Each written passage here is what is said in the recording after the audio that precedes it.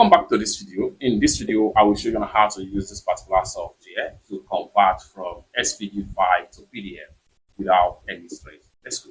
The very first thing you want to do is to open up the software, and the next thing you want to do is to come to the top right here. Go ahead and click on convert right here.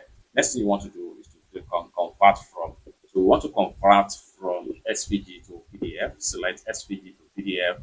Then here you have to make sure you locate your SVG file. So I have my SVG file right here. I'm going to select on it and hit on open. Just like so, you can see SVG to PDF file right here. SVG to PDF file conversion has been complete. Go ahead and click on OK right here.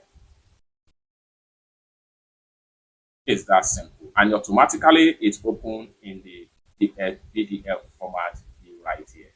It's that simple. For you to get this particular software, download and install on your Windows PC or Mac, kindly check the description of this video and follow the link to download this particular great PDF auditor software offline.